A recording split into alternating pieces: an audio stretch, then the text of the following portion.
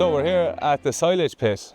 This is something that's really important. This silage was caught on the 1st of June this year, and to make good quality silage is really important, because if you have poor quality silage with low DMD, and DMD stands for dry matter digestibility, anything below 70 and you're going to have to feed more concentrates, and in turn that's going to cost more money for the farmer.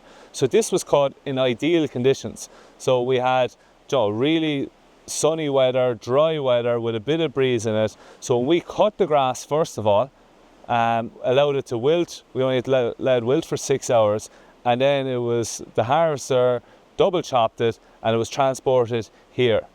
So we got really good conditions for that. So again, we knew that the dry matter of the grass was where we wanted it to be.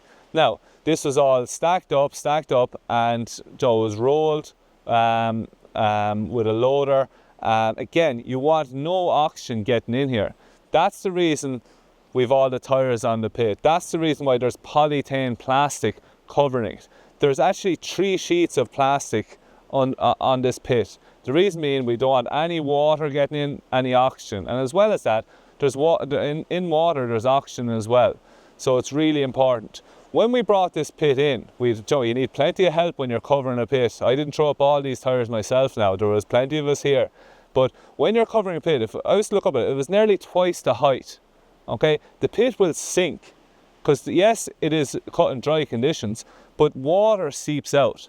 But this water is very polluting. If that water was to get into nearby water courses, and when I talk about a water course, I'm talking about a lake, I'm talking about a stream, a river, it causes, it's adding nutrients to it, and that can lead to algal bloom, which can lead to eutrophication, which is a massive problem. The same way as if fertilizers or any nutrients get into the water, it's a really big problem.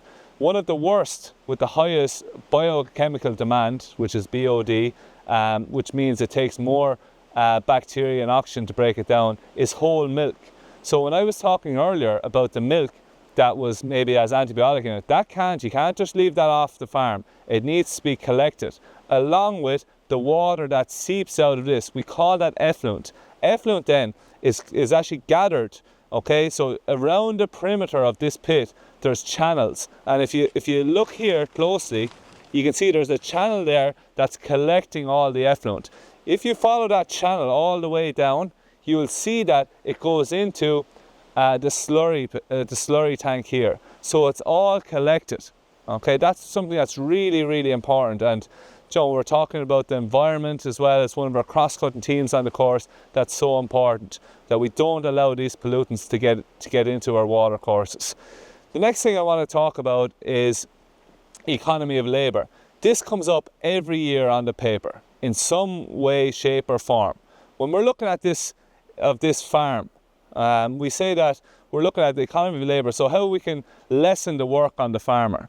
One of the areas is, so this side of the pit, okay, is going to be opened up, and what's really important is that where you're bringing the silage to is close. So one of the feeding areas is here, right? And that's something that's really good for farmers, because you're not burning as much diesel in the tractor and the machinery when you're going from here to there. Another good feature of this farm is the sheds are located relatively close to each other.